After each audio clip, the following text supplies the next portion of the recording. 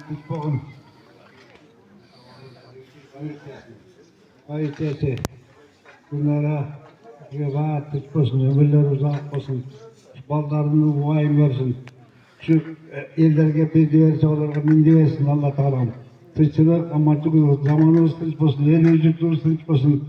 Yaxşılık günlerde çünkü bu sıraşıp aktarsılık oldu. Bunlar bildi verse Allah Teala mindi versin. Allah Teala'm tırçılık amaçlık olsun. Allah. Allah subhanahu wa ta'ala.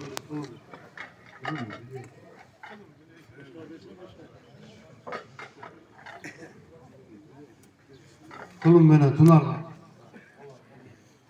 Bismillahirrahmanirrahim. Esselatu vesselamu ala Resulillah velhamdülillahi rabbil alemin.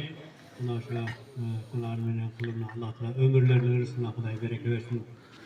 Adastargan jay ek sağlık ötü insanların Allah kavluğan olsun. Üyelerine ılgası tinçlik olsun. Allah'ın rahmetullah cam olsun. Niyet kılmasın, niyetlerini Huday kavluğan olsun.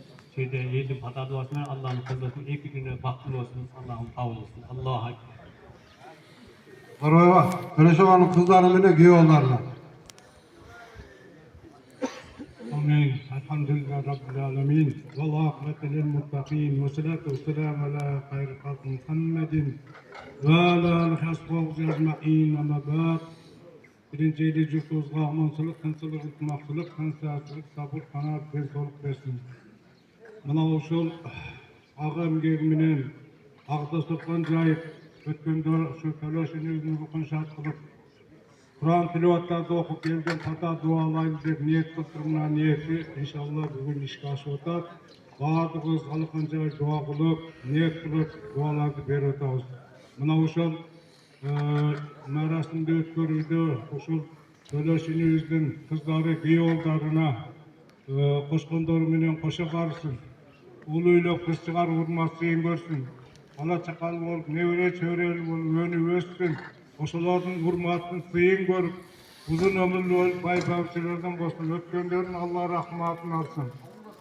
Allah joluna kılgan ekşanların soğuklarını atağanlarına jetkirgen bolsun. İyi güleşne tınçılık, tensoluk, ağıneleri menen el-yüzüsünden amançılıkta, tınçılıkta, жақсылық күндерін üstüne düşsün. İki dünya baktırılıp versin. Amin. Allahu Ekber. Haydullah'ım, yerde hizmet kılgan ballar